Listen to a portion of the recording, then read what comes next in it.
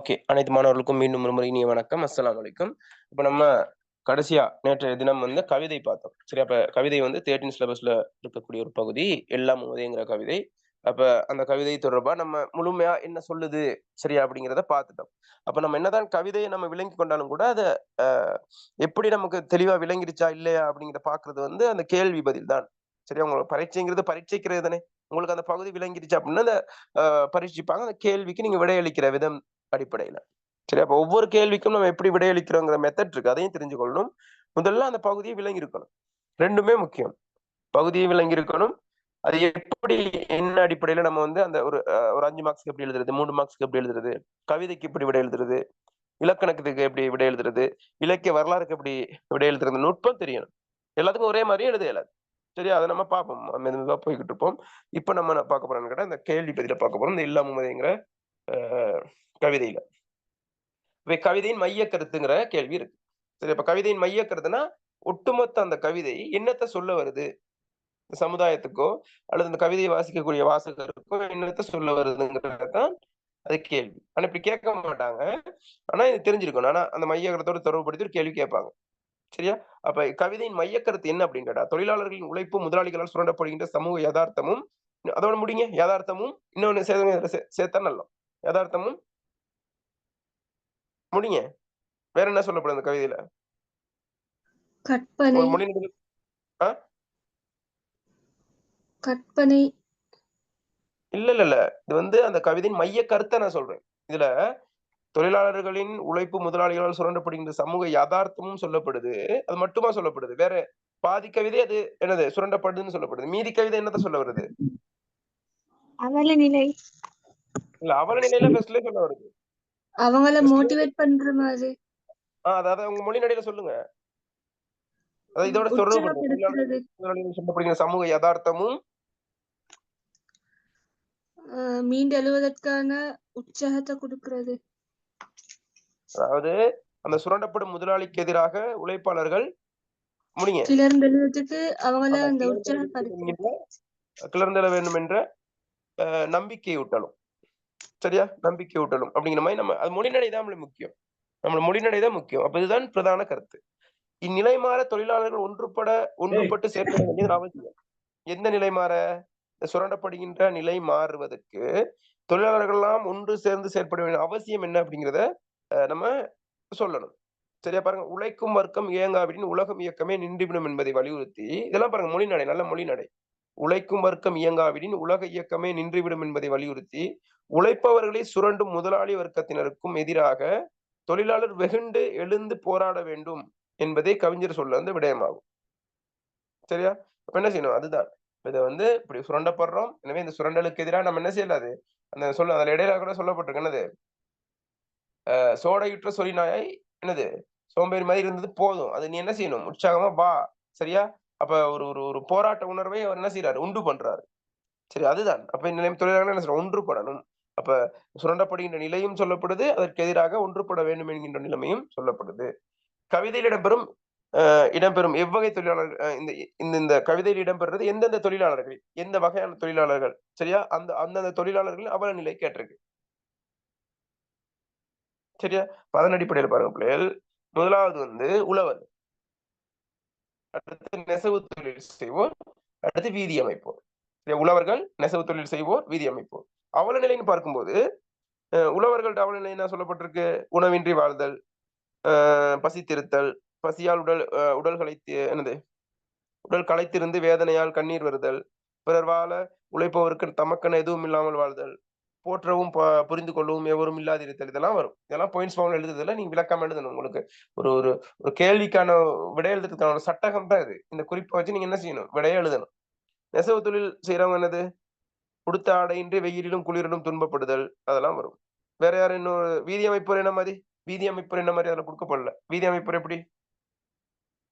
அவங்களோட அவலநிலை எப்படி இருக்கு? பேசுங்க பிள்ளைகள்.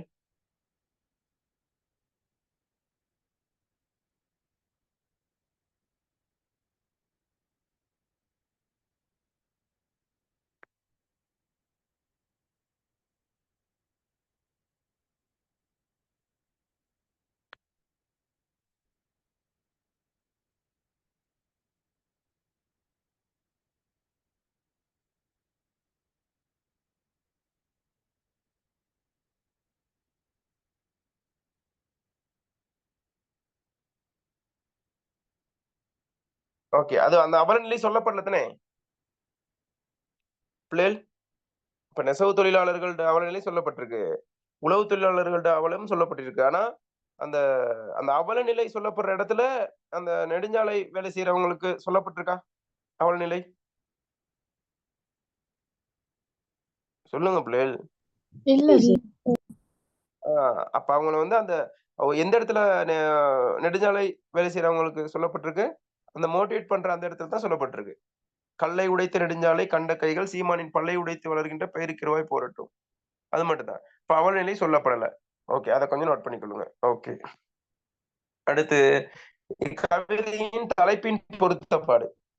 சரி அத நான் சொல்லாம அத மறைக்கிறேன். சரியா? நீங்களே சொல்லுங்க. இந்த இந்த "எல்லாம் உமதே" அப்படிங்கிற கவிதை தலைப்பின் பொருத்தப்பாட சொல்லுங்க பாப்போம். யாராவது ஒரு ஆள். எக்ஸ்ப்ளனேஷன் பண்ணுங்க பாப்போம். எக்ஸ்ப்ளைன் பண்ணுங்க. இப்ப உங்க மொழிநடையிலே சொல்லுங்க. அது எழுதுறது வேற மாதிரி இருக்கும். சொல்றது ஒரு மாதிரி இருக்கும். பரவால்ல. நீங்க உங்களுக்கு விளங்குனத சொல்லுங்க. "எல்லாம் உமதேங்கிற கவிதையின் தலைப்பு இந்த கவிதைக்கு பொருத்தமா? பொருத்தம் இல்லையா? பொருத்தமா இருந்தா என்ன அடிப்படையில பொருந்துது? சரி இத விடுங்களேன். இந்த கவிதைக்கு நீங்க ஒரு தலைப்பு வைங்க பாப்போம். பாப்போம். உங்களோட உங்களோட அந்த கற்பனை ஆற்றல் எப்படின்னு பாப்போம். இந்த கவிதைக்கு "எல்லாம் உமதேங்கிற தலைப்பை தவிர்த்து வேற ஏதாவது தலைப்பு வைங்க பாப்போம் ஒவ்வொருத்தரும்.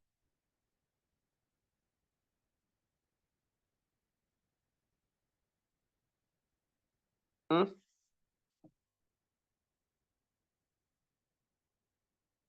யோசிங்க.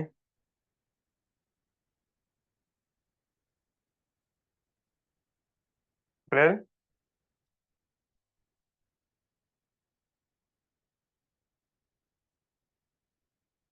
ஒரு தலைப்பு வைங்க பிள்ளைகள். உங்களுக்கு கவிதை எழுத சொன்னேன். ஒரு அந்த கவிதைய குடுத்துட்டு அதுக்கு ஒரு தலைப்பு ஒண்ணு வைக்க சொல்றேன். சத்தத்த காணோம்.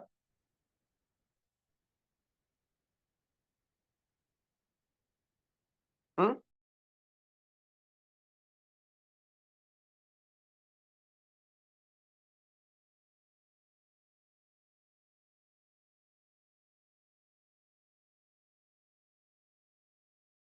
மைக்க அன்மியூட் பண்ணி பேசுங்க.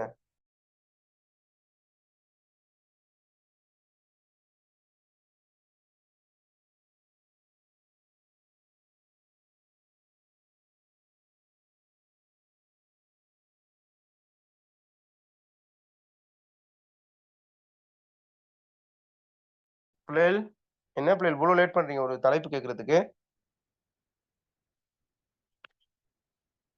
ஓகே டைப் பண்ணி போடுங்க.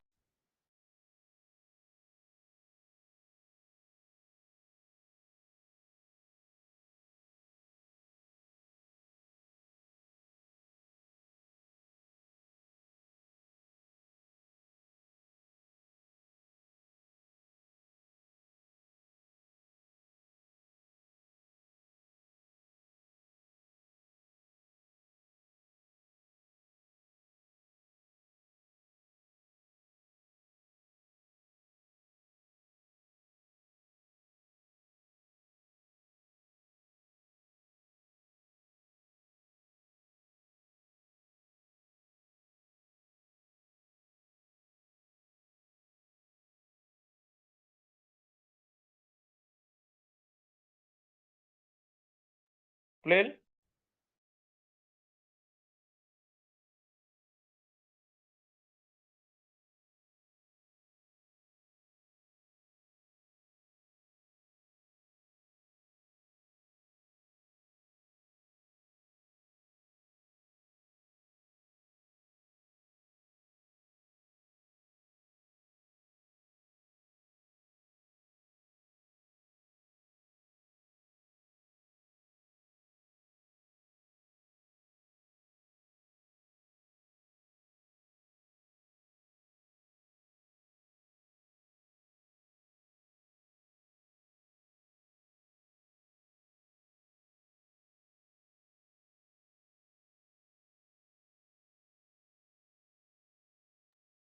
பிள்ளைகள்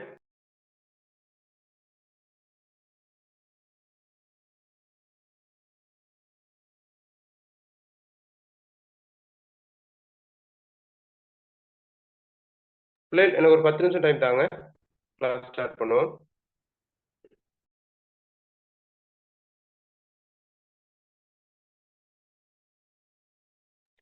பிள்ளைகள் பேசுறது விளங்குதா? ஓ சார். ஓ ஒரு சரி. 10 நிமிஷம் பிரேக் ஒண்ணு தாங்க. நான் சின்ன வேலை ஒன்று முடிச்சுட்டு வரேன். தொடர்ச்சியா படிப்போம். 9 மணிக்கு செய்வோம். சரியா? ஆ. ஓகே. ஓகே.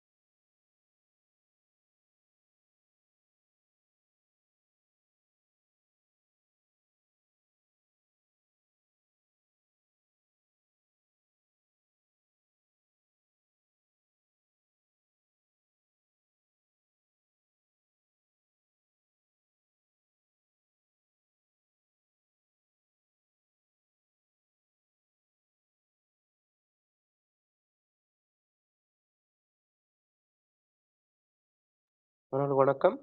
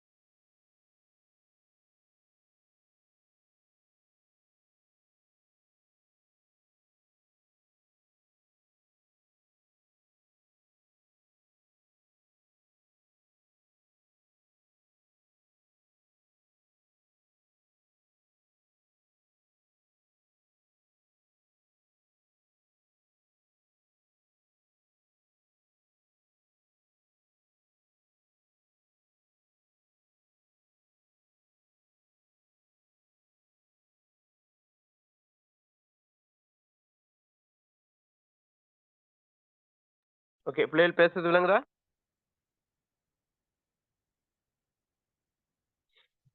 பேசுறது தெளிவா இருக்கா? ஓகே. ஸ்டார்ட் பண்ணுவோமா? சார். ஓகே. ஓகே. அப்ப தலைப்புகள் சொல்லுங்க. என்னென்ன தலைப்புகள் யோசிச்சீங்களா? பெரிய டைம்னு குடுத்தேனா உங்களுக்கு? சொல்லுங்க.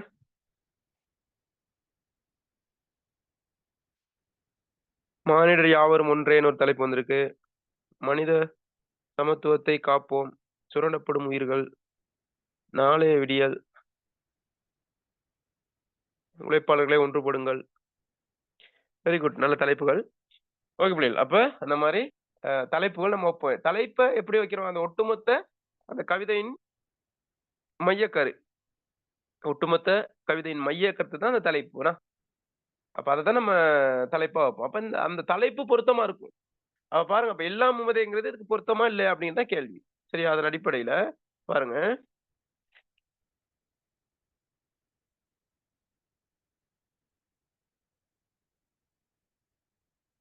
தொழிலாளரின் இயக்கத்தினாலும் உழைப்பினாலும் தான் மற்றவர்கள் தன் தேவையை பூர்த்தி செய்து கொண்டு உயிர் வாழ்கின்றனர்.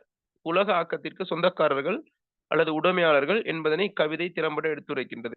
சரியா? அந்த கவிதை எடுத்துரைக்கின்றது. எனவே அது எல்லாம் உமதேங்கிறது என்னது? மற்றவர்கள் சலுகையாக அல்லது ஆடம்பரமாக வாழ்வதற்கான ஒரு பங்களிப்பை, பெரிய ஒரு பங்களிப்பை கொடுப்பது வந்து தொழிலாளர்கள் தான். எனவே இங்க இருக்கக்கூடிய உருவாக்கம் அனைத்துக்கும் சொந்தக்காரர்கள் தொழிலாளர்கள் தான். சரியா? அப்ப நீங்க இந்த 3 வரி எழுதுனா போதுமா பிள்ளை? இல்ல. நீங்க என்ன செய்யணும்? அத நல்லா விவரிச்சு எழுதணும். சொல்லுங்க பாப்போம். எப்படி விவரிப்பீங்க? கவிதையின் தலைப்பின் பொருத்தப்பாடு எப்படி விவரிப்பீங்க? அத சொல்லுங்க.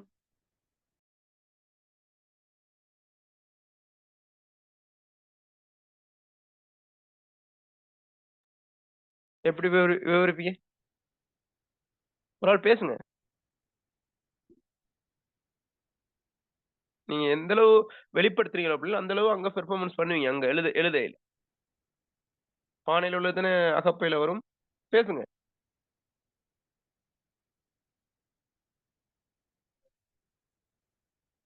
பேச மாட்டீங்க.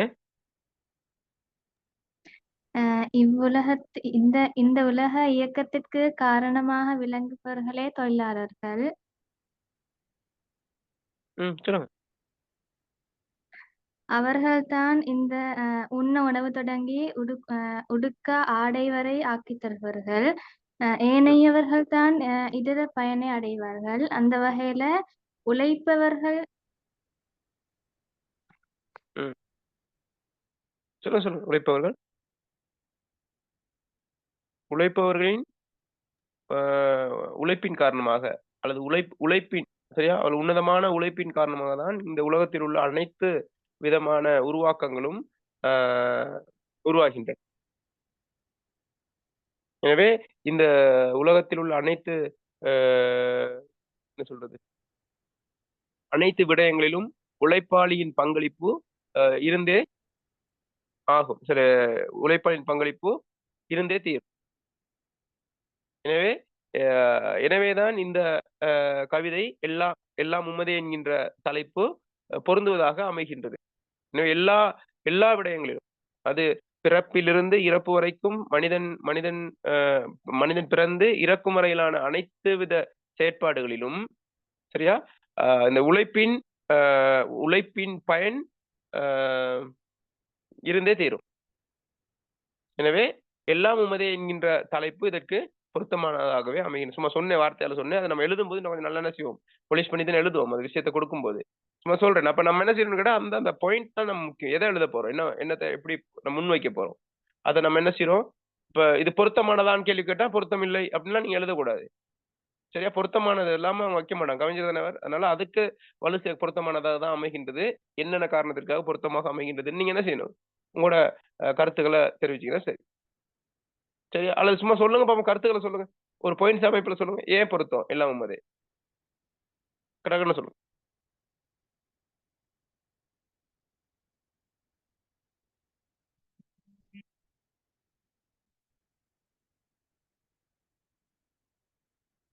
ம்.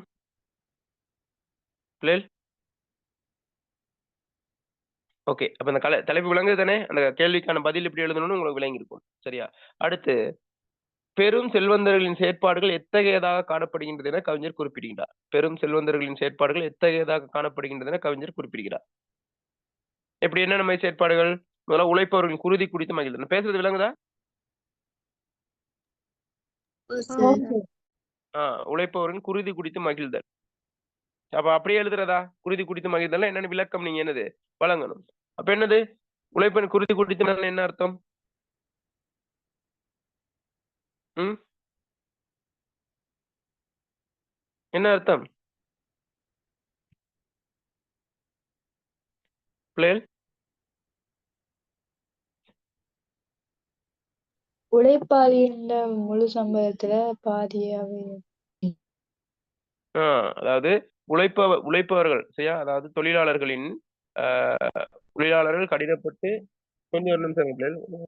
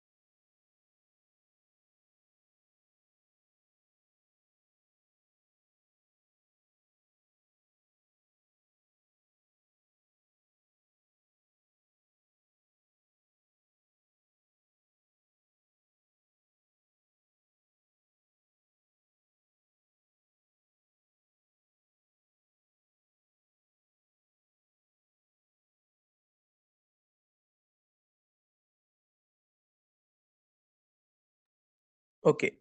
உழைப்பவர்களின் குருதி குடித்து மகிழ்தல். அப்ப என்னது? உழைப்பவரின் குருதி குடித்து மகிழ்தல் என்னது? அவர்கள் கடினப்பட்டு வியர்வை சிந்தி உழைக்கும் உழைப்பில் வருகின்ற வருமானத்தை சரியா? வருமானத்தை அதிகமாக அனுபவிப்பவர்கள் வந்து யாரு? செல்வந்தர்கள் தான். சரி. எனவே அவர்களது உழைப்பை சுரண்டி பிழைப்பவர்கள் தான் செல்வந்தர்கள். அதத்தான் இங்க குருதி குடித்து மகிழ்தல்னு சொல்றது.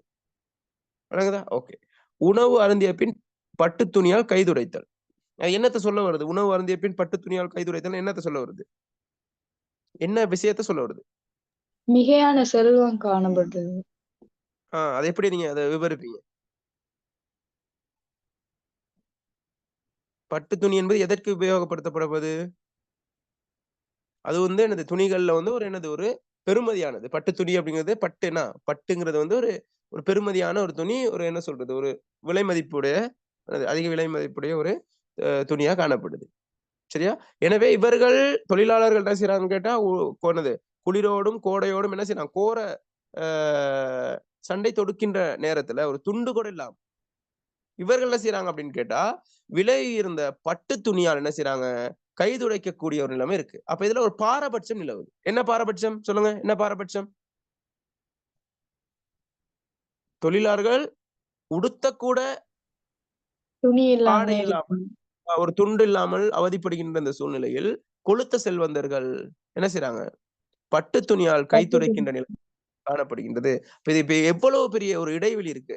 இந்த தொழிலாளர்களுக்கும், முதலாளிகளுக்கும் இடையிலான அந்த இடைவெளியை தான் அந்த வரிகள் எடுத்து காட்டுது. எல்லாம் இப்படித்தான் எழுதணும். சரியா?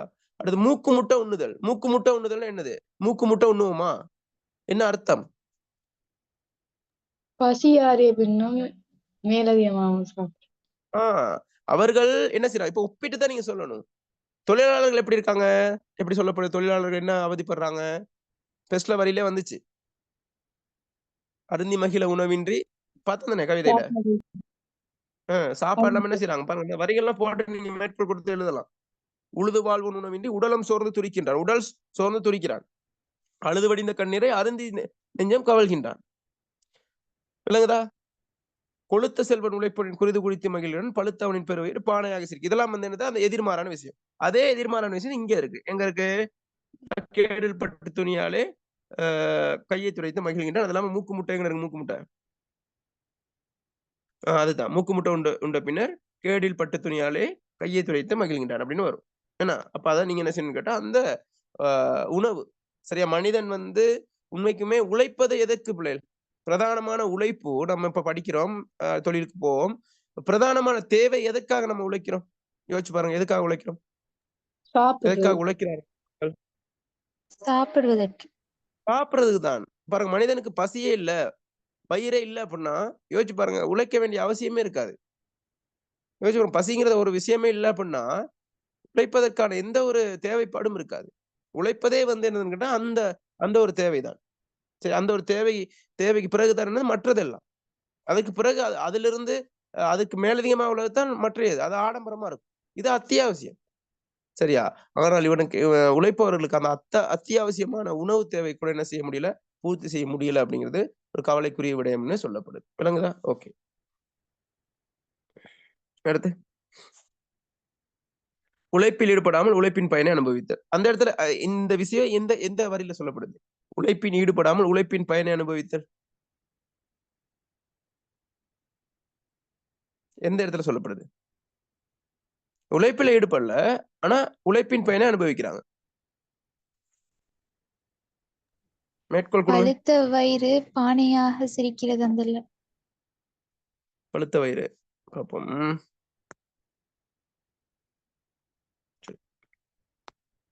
போயிட்டோம்.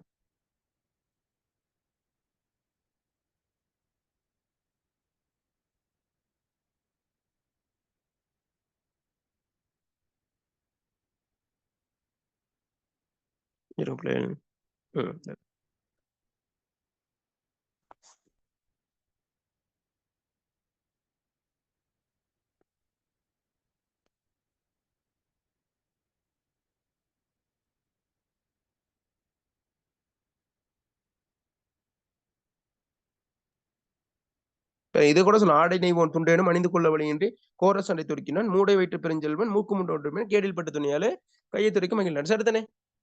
அவன் உழைப்பாங்கல்ல, ஆனா அவன் பட்டு துணியில கை துடைக்கிற அளவுக்கு அவன் செல்வ செழிப்பா வாழ்ந்து கொண்டிருக்கான். அதையும் எடுக்கலாம். அது அல்லது உங்களுக்கு பொருத்தமானது எதுன்னு படுதோ அதுக்கு பொருத்தமானது சரி. சரியா? உழைப்பில் ஈடுபடாமல் உழைப்பின் பயனை அனுபவித்தல். சரியா? அந்த உழைப்பின் மூலமா வரக்கூடிய அந்த செல்வத்தின் மூலமாக பட்டு துணி எல்லாத்தையும் என்ன கொள்வனவு செய்ய முடியும்.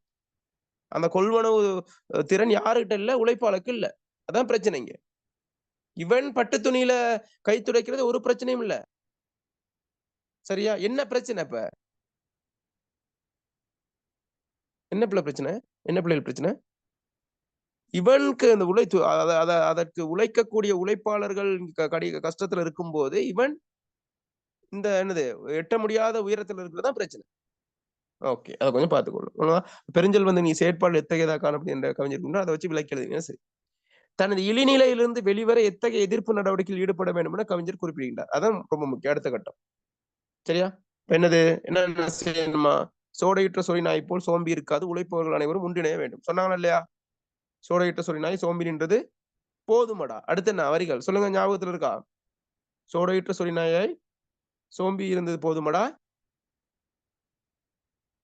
சொல்லுங்க, மைண்ட்ல நிக்கணும் கவிதை. போதுமடா. பாடை ஏறி போகும். பானை வயிற்று சீமானை. வாசிங்க. பானை வீட்டு சீமானை ஆடையின்றி அணியின்றி அருந்தி மகிழ உணவின்றி காடாக்கினியில் தள்ளிவிட கரங்கள் கோர்த்து எழுங்களடா. பாருங்க எனக்கே படம் ஆயிடுச்சு. கரங்கள் கோர்த்தே எடுங்களடா. அப்ப அந்த அந்த மோட்டிவேஷன். ஆக்கம் செய்த கரங்களினா அழிவு செய்ய எழுதல் வேண்டும். ஆக்கம் செய்த கரங்களினா அழிவு செய்ய எழுங்களடா. செல்வ செழிப்பாய் காணப்படும் முதலாளிகள் சுகவாழ்வை அளித்து மண் மீது சாம்பலாக்க வேண்டும். தெரியுது எந்த இடத்துல சொல்லப்படுகின்ற? ஓகே. நெல்லை களஞ்சியப்படுத்தி வைத்திருக்கும் அவர்களது மனைகளை கொளுத்த வேண்டும். தொழிலாளர்களை வருத்தியது போல முதலாளிமார்களை கொடுமைப்படுத்தி வதைக்க வேண்டும். சரியா? எந்த இடத்துல சொல்லப்பட்டிருக்காது? தொழிலாளர்களை வருத்தியது போல முதலாளிமார்களையும் கொடுமைப்படுத்தி வதைக்க வேண்டும். எந்த இடத்துல சொல்லப்படுது?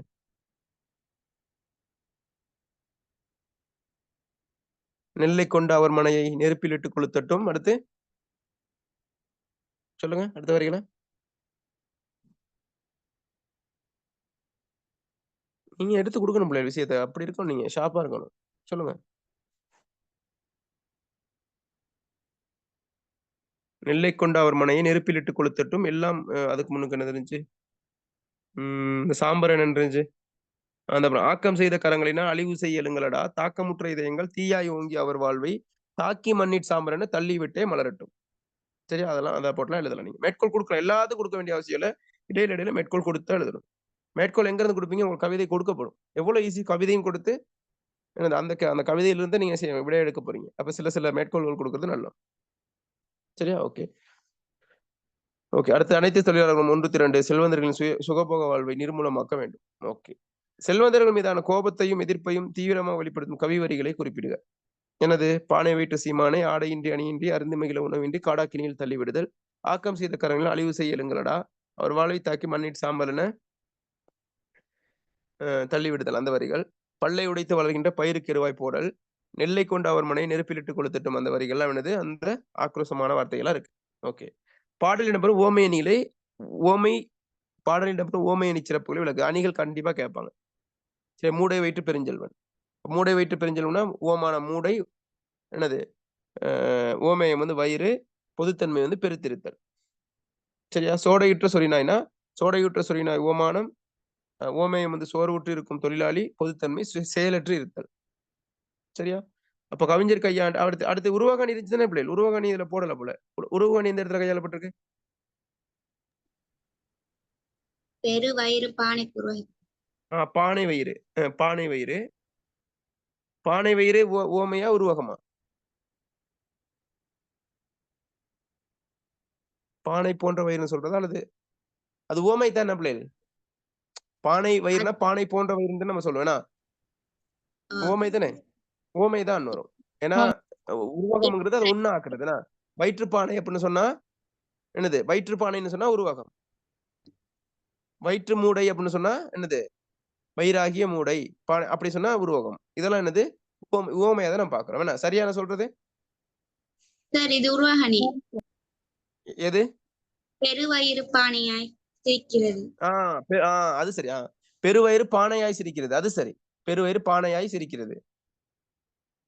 இல்ல அது பெருவயிறு பானை போல் சிரிக்கிறதுன்னு சொல்லலாம். பானை மாதிரி சிரிக்குதுன்னு சொல்றோமா அல்லது பானையாகவே அது எப்படி எப்படி அதை கொஞ்சம் எக்ஸ்பிளைன் பண்ணுங்க பாப்போம். பானையாக சிரிக்கிறது. பானையாக சிரிக்கிறதுனா அதாவே ஆகுதுன்னா பானையாகவே தான் சொல்லப்படுதுன்னா அது அந்த இடத்துல அது உருவகமா தான் பாக்குறோம். சரி சரி சரி. ஓகே. இதுல சின்ன ஒரு இதுல கொஞ்சம் சேர்க்கணும் பிள்ளை நோட்ஸ். நான் கொஞ்சம் அதை கொஞ்சம் நான் எழுதி டைப் பண்ணி சரி போடுறேன். அந்த ஓமை உருவகத்தை கொஞ்சம் நல்லா தெளிவுபடுத்தி நான் போட்டு விடுறேன். இதுல நிறைய சேர்க்கல அந்த டியூட்ல. சரியா? ஓகே. அடுத்து கவிஞர் கையாண்ட மொழிநடை சிறப்பு. மொழிநடை சிறப்புனா என்னது? எதை சொல்லுவோம் மொழிநடை சிறப்பு? மறைச்சிருவோம். என்ன மொழிநடை சிறப்புனா என்னத்தை சொல்லுவோம்?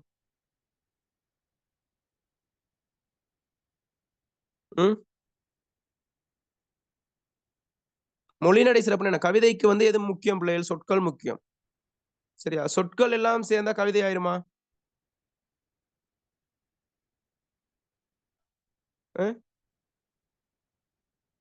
சொற்கள் எல்லாம் சேர்ந்து கவிதை ஆயிருமா?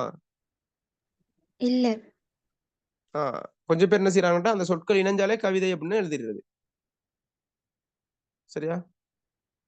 இப்ப அம்மா குழந்தைக்கு முத்தம் கொடுத்தாள். சரியா? இது வந்து என்னது? ஒரு வசனம் தானே? ஒரு வசனம் தானே? வந்தால் அம்மா தந்தால் முத்தம் அப்படின்னு எழுதுனா கவிதை ஆயிருமா? வசனம் சொல்ல மாத்தி போட்டா கவிதை ஆயிருமா? நிறைய பேர் அப்படி நினைச்சுக்கிட்டு இருக்குது. வசனத்தை ரைமிங்கா போட்டா கவிதை. அதான் கவிதை. வந்தால் அம்மா தந்தால் முத்தம். கவிதையா? இல்ல. அப்படிதான் நினைச்சுக்கிட்டு இருக்காங்க. நிறைய பேர் அப்படி எல்லாம் எழுதிக்கிட்டு இருக்காங்க. நான் கவிஞர் கீழ போட்டுறாங்க, கவிஞர்ன்னு போட்டுறாங்க. அதான் பிரச்சனை இங்க. சரி, அது இல்ல கவிதை. அதுல வந்து மொழிநடை தான் பிள்ளைகள் கவிதை. அந்த மொழி, அந்த கவிதை மொழி. கவிதை மொழி வேற. சரியா? அது இலக்கியத்துக்கு உரிய மொழி இருக்கும். கவிதைக்குன்னு ஒரு மொழி இருக்கும். சிறுகதைக்குன்னு ஒரு மொழி நடை இருக்கும். நாவலுக்குன்னு ஒரு மொழி நடை இருக்கும். கவிதை மொழி நடை எப்படி அப்படின்னு கேட்டா பிள்ளைகள், அது அது என்ன சொல்றது? அது நேரடியா சொற்களோட சம்பந்தப்பட்டது இல்ல. அது வந்து அந்த வாசகரோட மனதோட சம்பந்தப்பட்டது. வாசகருக்கு வந்து அந்த புரிய வைக்கணும். அச்சொட்டு அத புரிய வைக்கணும். அதான் கவிதை மொழி. வெறுமனே சொற்கள் ரைமிங்கா அடுக்குறது மட்டும் இல்ல. என்னது? கவிதை. நம்ம என்ன செய்யணும்? அத சொல்ல வந்த விஷயத்த அந்த அழுத்தமா மனதுல பதியிற மாதிரி, சரியா? அது ஒரு ஒரு ஒரு உள்ளத்துல வந்து ஒரு உணர்வுகள ஏற்படுத்துற அளவுல, ஏதோ ஒரு சலனத்தையோ, அல்லது ஒரு துன்பத்தையோ, அல்லது ஒரு அவலத்தையோ, அல்லது போராட்ட உணர்வையோ ஏற்படுத்தணும். அதான் அதான் அது அந்த அந்த மொழி தான் கவிதை மொழி. இதன் அடிப்படையில அவர் மொழிநடை எப்படி இருக்கு அப்படின்னு கேட்டா பிள்ளைகள், எப்படி இருக்கு? இலகுவான மொழிநடையா இருக்கு. ஈஸியா இருக்கு. சரியா? கற்றதனால் பயனன்கொள் வாளறிவான் நற்றார் தொழார் அணி. என்ன அது பிள்ளைகள் பொருள்? ஊடுதல் காமத்திற்கின்பம் அதற்கின்பம் கூடி முயங்கப் பெறின். என்ன பொருள்? சொல்லுங்க யாராவது. துப்பார்க்கு துப்பாய துப்பாக்கி துப்பார்க்கு துப்பாய தூமலை. என்ன பொருள்? இதுக்கு சொல்லுங்க பொருள் நீங்க பாப்போம். துப்பார்க்கு துப்பாய துப்பாக்கி துப்பார்க்கு துப்பாய தூமலை. என்ன பொருள்?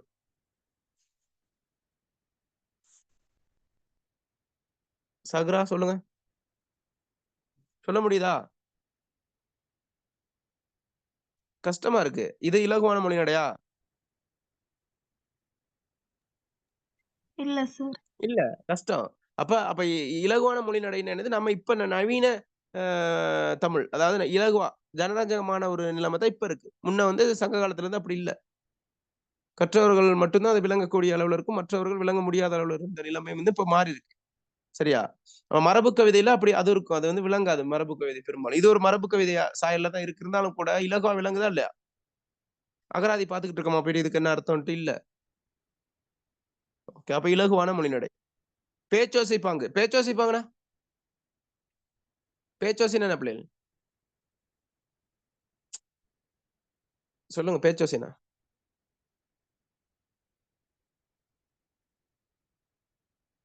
சொல்லுங்கள். பேச்சோசைன்னா நம்ம பேசுறோம் தானே பிள்ளைகள். அந்த அந்த பேச்சோசை, அந்த அந்த சொற்கள், அந்த கையாள்றது அப்படி இருக்கும். இப்ப நம்ம கதைக்கும்போது இது பண்ணுவோம் தானே. இப்ப நம்ம சாதாரணமா கதைக்கும்போது. அத அத கவிதைக்குள்ள கொண்டு வர்றது.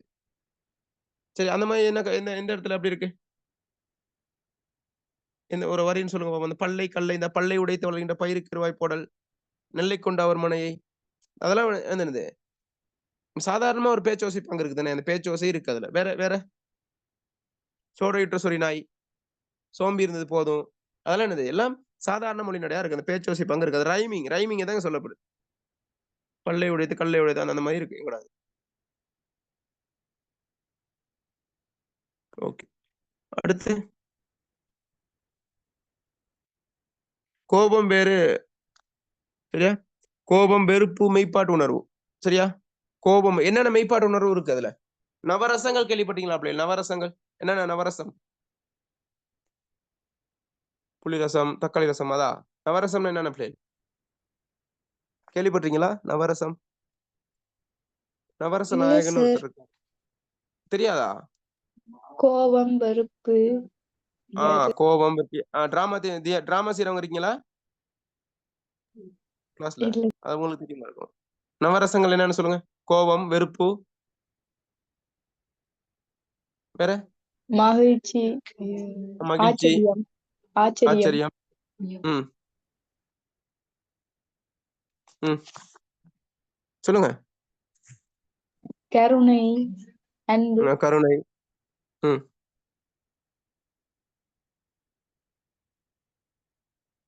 நவரசம்னா எத்தன? அழுகை. அழுகை வருமோ? தெரியல.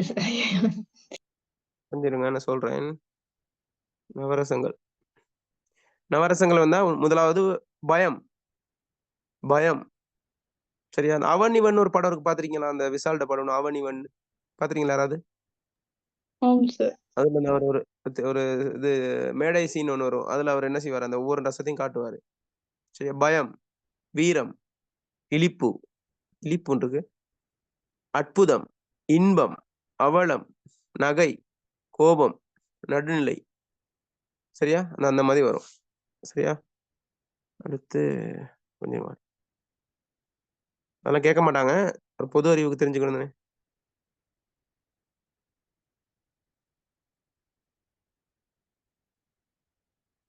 நகை, அழுகை, இளிவரல், மருட்கை, அச்சம், பெருமிதம், வெகுளி, உவகை அதெல்லாம் வரும். சிரிப்பு, துக்கம், இழிவு அல்லது வெறுப்பு. அந்த இழிப்புன்னு இருக்கு, அது வந்து இழிப்புல இழிவு அல்லது வெறுப்பு. மருட்கை என்பது வியப்பு, அச்சம், பயம், பெருமிதம், கோபம், மகிழ்ச்சி, இந்த மாதிரிலாம் இருக்கு. சரியா? இதெல்லாம் நவரசங்கள். அப்ப இதுல என்ன இது என்ன சொல்லப்படுறதுன்னா மெய்ப்பாட்டு உணர்வுங்கிறது அதுதான். வெறுப்பு, கோபம், அவலம், வேற என்ன இருக்கு? உற்சாகம். சரி, உற்சாகப்படுத்துறது. சரியா? அந்த மாதிரிலாம் நீங்க எழுதிங்கன்னா சரி. அடுத்து தொழிலாளர்கள் ஊக்கப்படுத்தும் மொழிநடை. சரிதானே?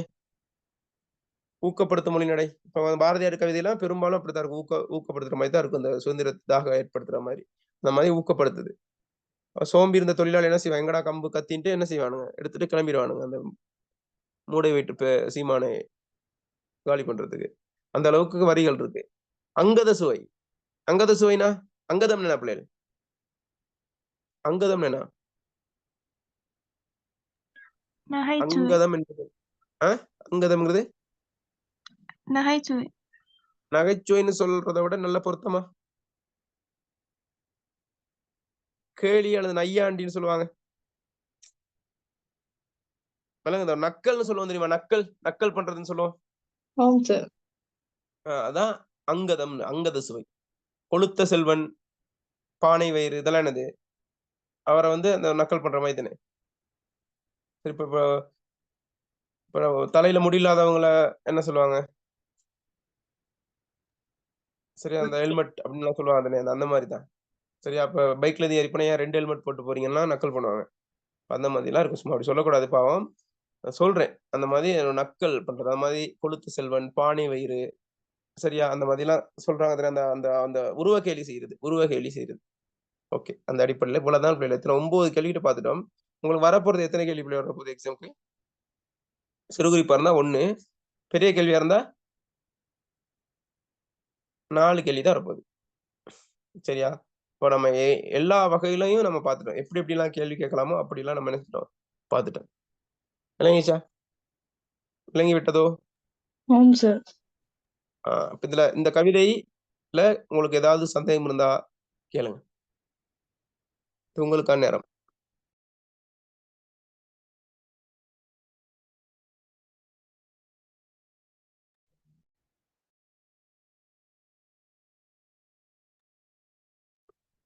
சந்தேகம் இருக்கா பிள்ளைகள்?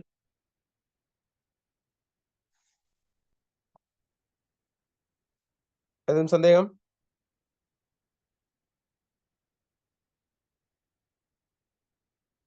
ஓகே. அந்த அணியை மட்டும் கொஞ்சம் நான் உங்களுக்கு போட்டு விடுறேன்.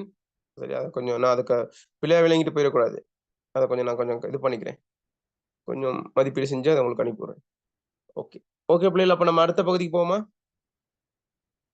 ஆம் சார். இலக்கண பகுதி பார்ப்போமா? நேத்து வினையியல் குறையில இருக்கு. ஆம் தயார் சார். நிலையில இருக்கீங்களா? ஓகே.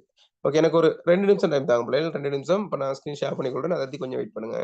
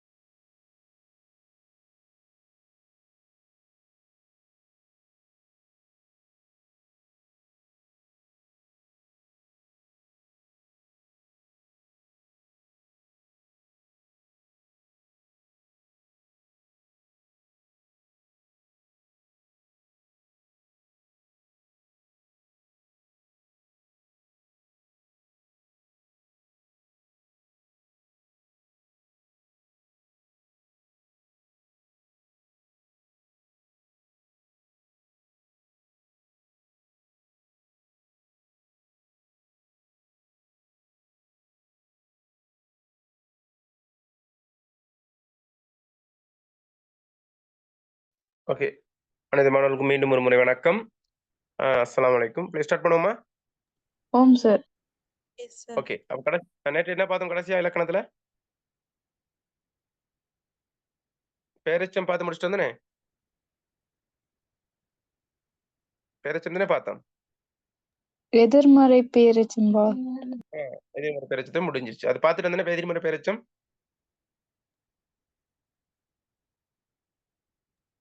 செய்யாத வேலை. Okay, okay. இப்ப எதிர்மறை பேரெச்சம். சரி, பேரெச்சத்துல எதிர்மறை பேரெச்சம்ங்கிற தலைப்புக்குள்ள பார்த்தோம். அதுல அது சின்ன விஷயம் தான். வினையடி ஆத் எனும் அமைப்புடையது. நான் ஆத்துங்கிறது வந்து ஒரு எதிர்மறை இடைநிலை தானே. இப்ப அந்த இடைநிலையோட அந்த ஆனாங்கிறது என்ன எச்ச விகுதி அது வரும். செய்யாத, வராத, படிக்காத, நடிக்காத, சரியா? அந்த மாதிரிலாம் வரும். விளங்குதா? அப்ப இது கஷ்டமா பிள்ளை இதை புரிஞ்சு கொள்றது. அதை முடிக்கிறத பார்த்து நம்ம பேரெச்சம் வினைச்சம்னு கண்டுபிடிச்சிடலாம். செய்யாத வேலை, படிக்காத பாடம், குடிக்காத முடிங்க தேநீர், சரியா? ஓகே, அந்த மாதிரி நம்ம பார்த்துட்டா சரி. ஓகே, இப்ப நம்ம பார்க்க போறோம் வினை எச்சம். என்ன எச்சம்? வினை எச்சம். பேரெச்சத்துக்கான வாய்ப்பாடை சொல்லுங்க குயிக்கா. என்னென்ன வாய்ப்பாடு? பேரெச்சத்துக்கான வாய்ப்பாடு பார்த்தோம். பார்ப்போம். யார் ஞாபகத்துல இருந்து பார்ப்போம். 3 சொன்னேன். செய்து, செய்கின்ற, செய்யும். செய்த, செய்கின்ற, செய்யும். செய்த, செய்கின்ற, செய்யும். சரியா? செய்த, செய்கின்ற, செய்யுங்கிற அடிப்படையில் நம்ம பார்த்தோம். ஓகே, இந்த பாருங்க.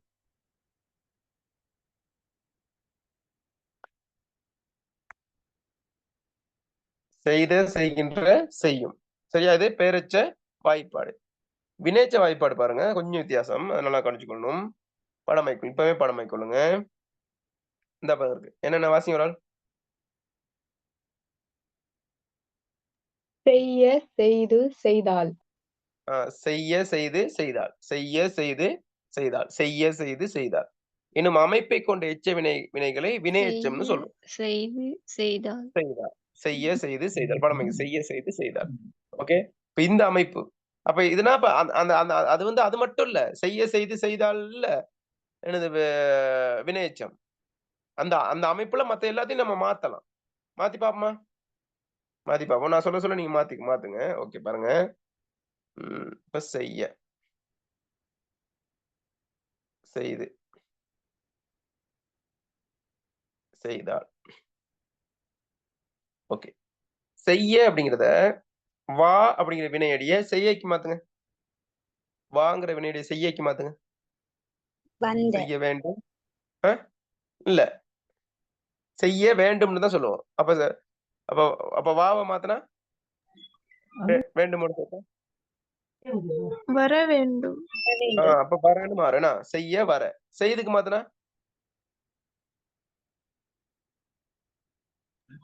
வந்து, வந்து முடித்தேன். அப்ப வந்து. ஓகே, அடுத்து செய்தால் வந்தார், வந்தால். ஓகே, அடுத்து மாத்துங்க. போ அப்படிங்கிறத மாத்துங்க செய்யக்கு. போக. செய்துக்கு மாத்தினா போ, போவா.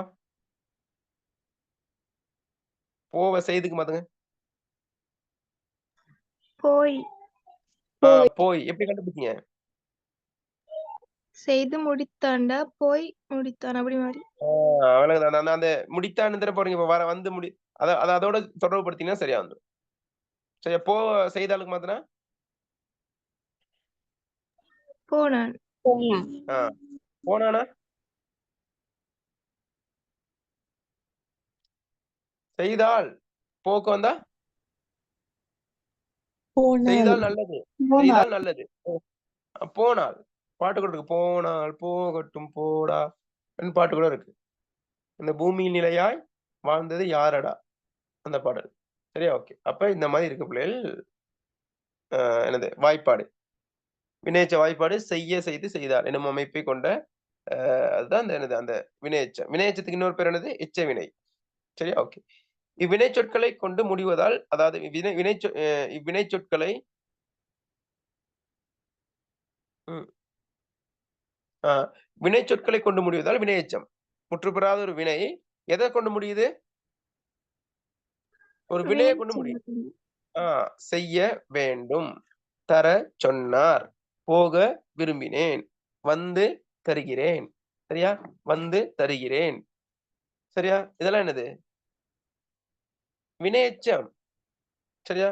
அப்ப செய்து, செய்ய, செய்தல் ஆகிய 3 வகையான வினையெச்சங்கள் அமைப்பையும் அவற்றின் பயன்பாட்டை நோக்கும். நோக்குவோமா? நோக்குவோமா? நீங்களும் கொஞ்சம் இன்டராக்ட் பண்ணணும்ல என்னோட.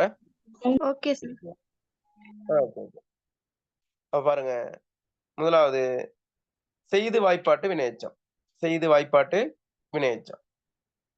பாருங்க, செய்து வாய்ப்பாட்டு வினையெச்சத்து அமைப்பு எப்படி? வினையடி இறந்த கால இடைநிலை ஊ என்னும் அமைப்புடையது. சொல்லுங்க வாய்ப்பாட. அமைப்பு சொல்லுங்க.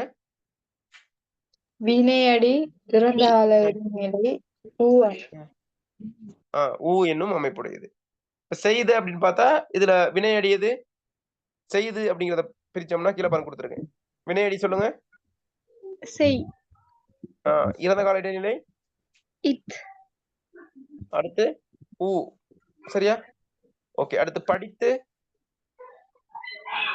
வினையடி படி. கால இடைநிலை இத் இத். இது அடுத்து ஊங்கிறது வரும். படித்து அப்ப கண்டுங்கிறது வந்து கான்னு வரும். சரியா? கான் பிளஸ் இட் பிளஸ் ஊ. இந்த மாதிரி தான் இந்த அமைப்புல தான் வரும். சரியா? அப்ப நல்லா கவனிச்சுக்கொள்ளுங்க. இந்த இடத்துல ஒரு கேள்வி வரும் பிள்ளைகள். உங்களுக்கு MCQ இந்த இடத்துல அடிக்கடி கேள்வி வரும். நல்லா கவனிச்சுக்கொள்ளுங்க. இந்த இடத்துல நல்லா பாத்துக்கொள்ளுங்க. ஓகே. இந்த இடத்த பாருங்க. வாசிங்க ஒரு ஆள். இறந்த காலம் காட்ட இன் ஈ என்னும் இடைநிலை ஏற்கும் வினைகள் எல்லாம் செய்து என்னும் வாய்ப்பாட்டு வினை எச்ச வடிவம் பெற வினையடியுடன் இகர ஈறு பெறுகின்றன. யாராவது ஒரு ஆள் இதுல நீங்க விளக்கப்படுத்தணும். இறந்த காலம் காட்ட இன் ஈ என்னும் இடைநிலை ஏற்கும் வினைகள் எல்லாம் செய்தி என்னும் வாய்ப்பாட்டு வினையச்ச வடிவம் பெற வினையடியுடன் இகர ஈறு பெறுகின்றன. யாராவது ஒரு ஆள் விளங்கப்படுத்துங்க. விளங்கப்படுத்துங்க பாவம்.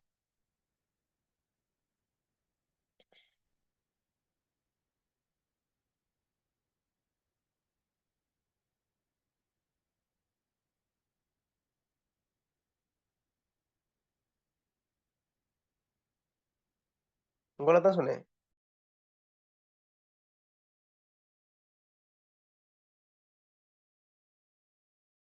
சார் விளங்கல சார் அது. சொல்லுங்க. அது என்னத்த சொல்லுதுன்னு சொல்லுங்க. எழுத்தா உங்களுக்கு விளங்கலையோ? இப்ப விளங்குதா? இப்ப சொல்லுங்க. இல்ல சார், அது விளங்கலன்னு சொன்னேன். விஷயம் விளங்கலையோ? ஓ சார். சரி, நான் அந்த இது ரவுண்ட் பண்ணதுனால அந்த எழுத்து விளங்காம உங்களுக்கு விளங்கலன்ட்டு. சரி, ஓகே. மற்ற ஆட்களுக்கு விளங்கிருச்சா? மற்றது யாராவது?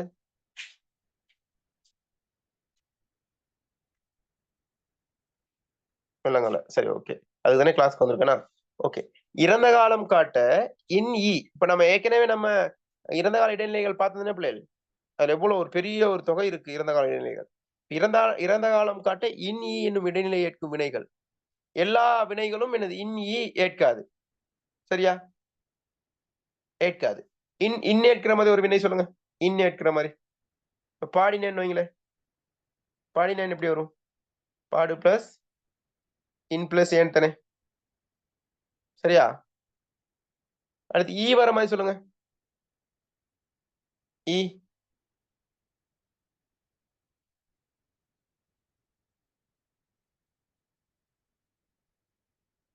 சொல்லுங்க பிள்ளைகள்.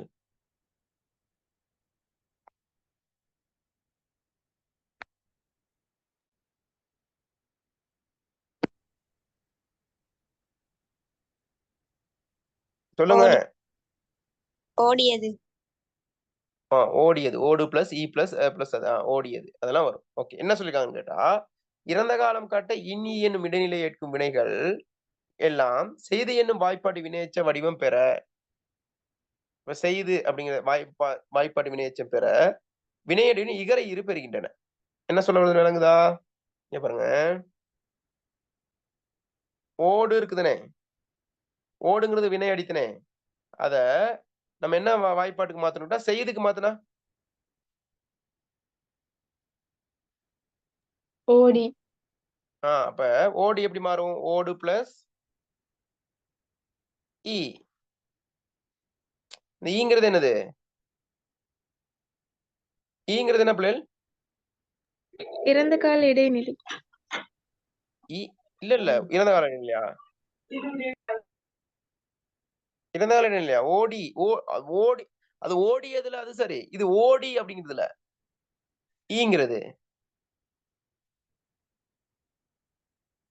வினையச்ச விகுதி பிள்ளைகள்.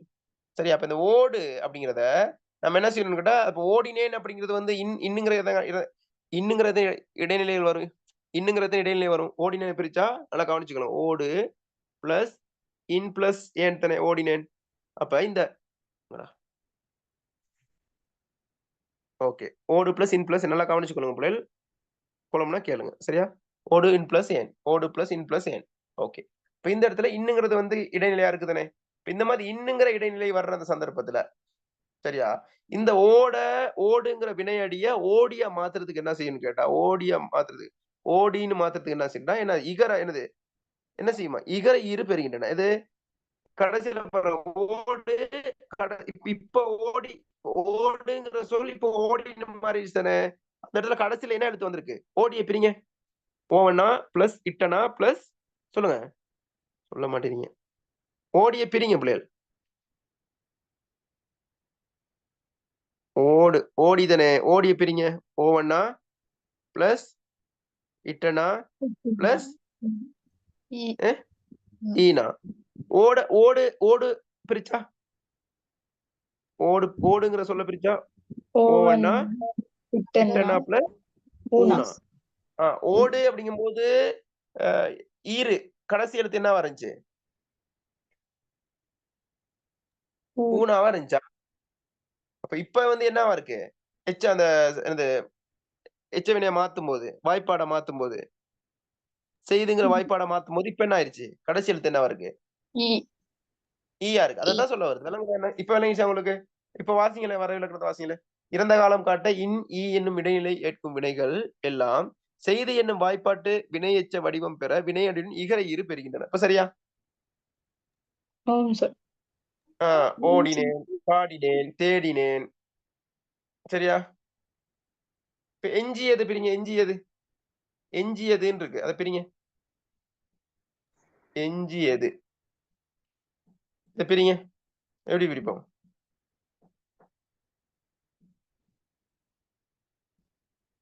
வாசிங்க, சொல்லுங்க பிள்ளைகள். எஞ்சி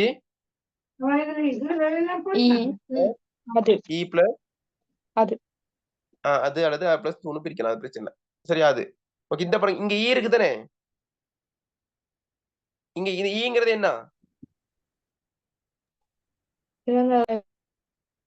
இறந்த கால இடைநிலை. எஞ்சி அப்படிங்கறத செய்து வாய்ப்பாட்டுக்கு மாத்தினா எஞ்சுங்கிறத செய்து வாய்ப்பாட்டுக்கு மாத்தினா எஞ்சுமா. செய்துக்கு மாத்தினா எஞ்சு. செய்துக்கு மாத்தினா செய்து முடித்தேன். எஞ்சும்ல எஞ்சியதுன்னு வராது. எஞ்சி ஏனஞ்சனா சின்ன எஞ்சி இருந்தது. எஞ்சு இருந்ததுன்னு எழுதுவோம். எஞ்சி இருந்தது. எஞ்சினா எஞ்சியதுன்னு என்ன அர்த்தம்? மிஞ்சி மிச்சமாக இருந்ததுன்னு நம்ம எஞ்சியதுன்னு சொல்லுவோம். அப்ப பாருங்க, இந்த எஞ்சிங்கிற என்னது வினையடி இறந்த காலமா இருக்கும்போது ஈங்கிற காலங்காடி இடைநிலை பெறும். பாடுங்கிற அந்த வினையடி இறந்த காலம் ஆகும்போது என்ன இடைநிலை பெறும்? இன்னுங்கிற இடைநிலை பெறும். எஞ்சியது வந்து ஈ இடைநிலை பெறுற மாதிரி, இறந்த கால இடைநிலை பெறுற மாதிரி, பாடுங்கிறது வந்து இன் இடைநிலை பெறும். எனவே இந்த இன் ஈ அப்படிங்கிற இடைநிலைகள் பெறக்கூடிய இறந்த கால சொற்கள் அல்லது வினையடிகள் செய்தி என்னும் வாய்ப்பாடை பயன்படுத்தி அந்த வினையெச்சமா மாறுறதுக்கு, செய்து வாய்ப்பாட்டோடு கூடிய வினையெச்சமா மாறுறதுக்கு என்ன ஆகும்? கடைசியில என்ன எழுத்து சேரும்? எந்த ஈறு பெறும்? இகர இருபெரும். ஓகே. இப்ப பாருங்க. அப்ப அப்ப வேற இறந்த கால இடைநிலைகள் இன்னும் ஈயும் வந்தா இகரம் பெறும். மத்தது என்ன பெறும்னு கொஞ்சம் பாப்போமா? மத்த இடைநிலைகள் சொல்லுங்க. இறந்த கால இடைநிலைகள் வேற சொல்லுங்க. இறந்த கால இடைநிலைகள் சொல்லுங்க. இத்து பாப்போமா? இத்தனை வர மாதிரி சொல்லுங்களேன்.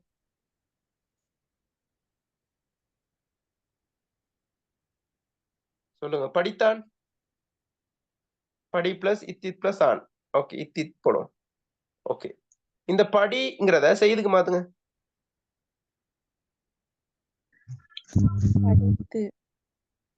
படித்துன்னு தான் வருது. இந்த இடத்துல இகர ஈறு பெறுதா? என்ன ஈறு பெறுது?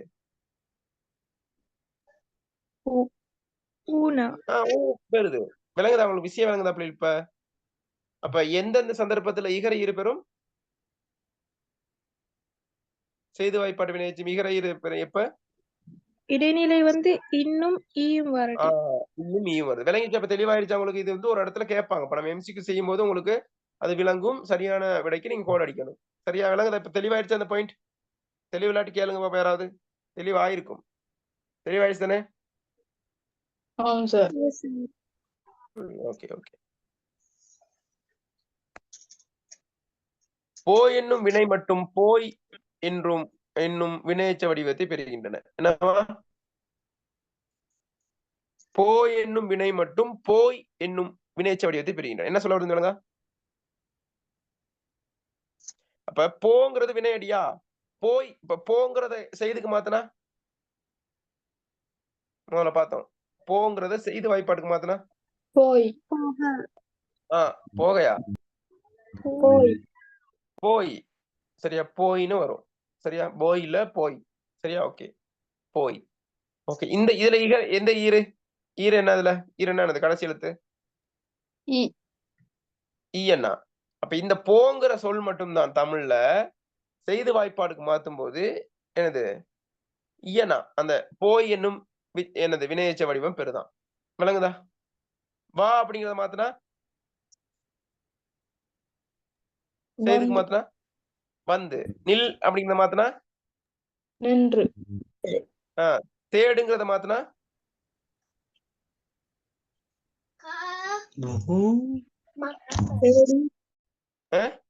தேடி.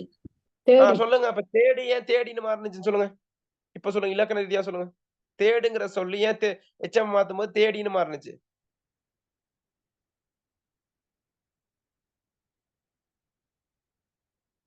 இப்ப கொஞ்சம் கொஞ்சம் படிச்சோம். தேடிங்களே இகர இருப்பெறுது. இகர இருப்பெறதுக்கு காரணம் என்ன? என்ன பிள்ளைகள்? இறந்த கால இடைநிலை வந்து ஈயும் இன்னும் வருது. இந்த இடத்துல தேடினேங்கிறதுக்குள்ள என்ன என்ன இடைநிலை வருது?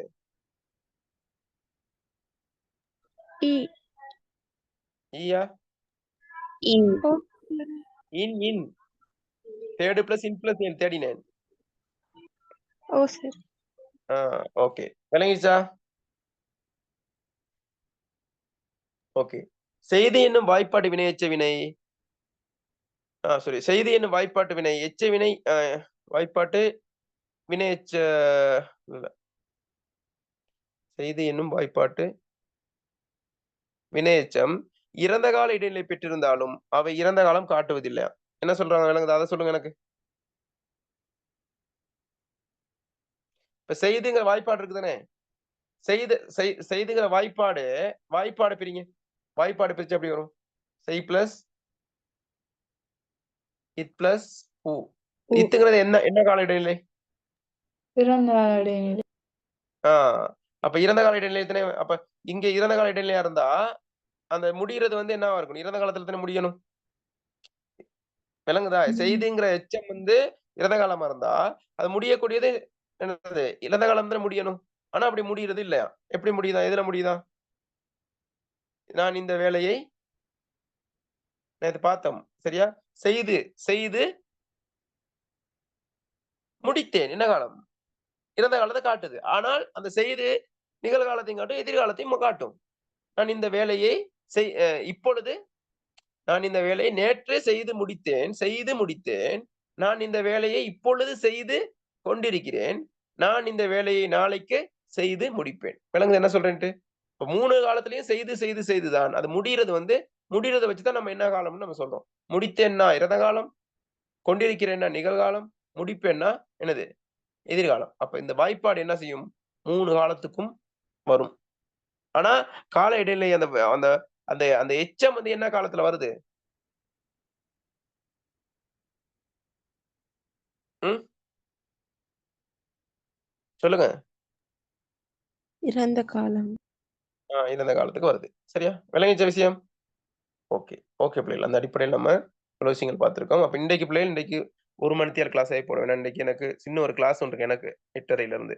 அதனால நான் அதுல ஜாயின் பண்றதுனால இன்னைக்கு மட்டும் என்ன செய்வோம்னு கேட்டா 1 மணித்தியால கிளாஸ நம்ம இன்னைக்கு நிப்பாட்டுவோம். பெரும்பாலும் இந்த கவிதையும் படிச்சுட்டோம், இலக்கணமும் தொட்டு வச்சுட்டோம்.